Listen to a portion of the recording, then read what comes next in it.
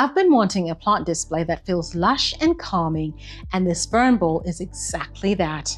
It's a low-maintenance, flexible setup that brings texture and greenery into any space, and you don't need anything fancy to make it work. Some of the ferns I've used are native to Australia and some aren't, and that's completely fine. You can use whatever ferns you love or have access to. This is all about mixing textures, shapes, and colors to create something you enjoy looking at every day. I'll walk you through how I built it, how I sealed the pot, added a drainage layer, moved the plants from soil to pond with minimal disturbance, and how I keep it looking great without much effort. Let's get into it. Ferns are one of my favorite ways to add greenery indoors. They're lush and calming and full of texture, and when you group different types together, it instantly makes a space feel more alive. Instead of spreading them out in separate pots, I love pulling them together into one big display like this. It becomes a feature,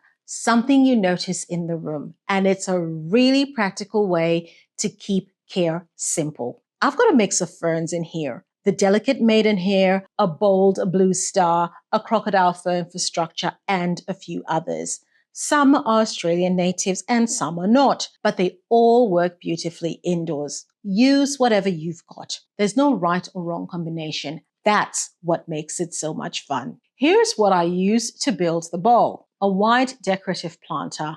Mine's made out of a fiberglass and had a drainage hole. I sealed the drainage hole using Sealy's Kneaded Aqua. It's waterproof and works really well with fiberglass. Several nursery pots, small to medium size depending on the look that you're going for. A mix of ferns, native or not, whatever appeals to you. Pon for potting.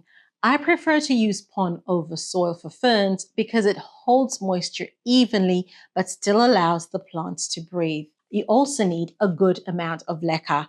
I use leca in two places. First as a drainage layer at the bottom of the main planter, and then again to fill the gaps between the nursery pots. It helps with airflow and keeps things stable. And a few extras if you want, like driftwood or a small ornament just to decorate your planter. But just in case you're new to pon is a mineral mix that holds water and nutrients without becoming compact or breaking down and like soil.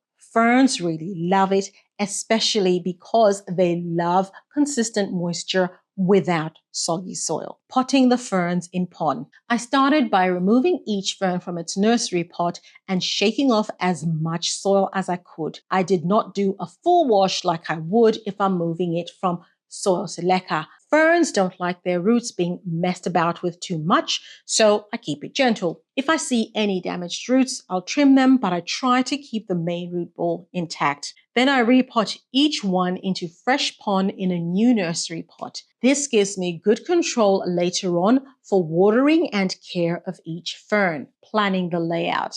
Before placing anything into the bowl, I lay the pots out and play with the arrangement. Sometimes I cluster bigger ones in the center.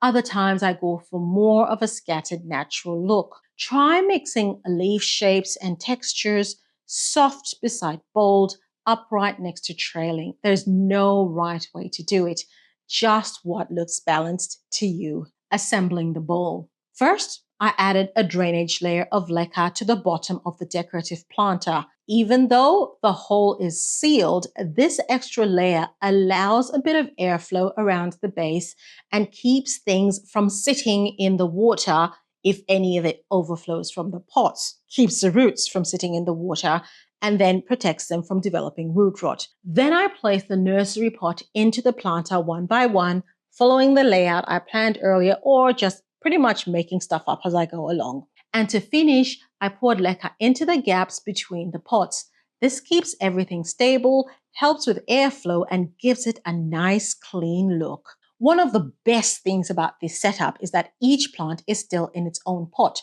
so I can water them and care for them individually. With pon, I check the top layer with my finger to see if it's dry, or I just eyeball it and see if the pon looks a bit more gray or ashy, then I know it's dry and I water. Maidenhair ferns tend to need more water than something like a blue star fern, so this individual pot makes it easy to adjust. Also, if one plant starts struggling, I can lift it out, care for it separately, and pop it back in without disturbing the others. The best part about all this, you can change it up anytime. You can swap one fern for another, add a piece of driftwood or a seasonal decoration, even rearrange the whole layout if you're in the mood, because nothing's planted directly into the big pot. It's really easy to evolve your display as your plants grow or your space changes. This fern bowl has added so much softness and character to my space, and it's such a joy to care for. If you give this a go, I'd love to see your version. Share it in my free Facebook group, Semi-Hydroponics with the Leca Queen. It's a great place to swap tips, ask questions, and connect with other plant lovers trying this style of growing. Thank you for watching and happy plant styling.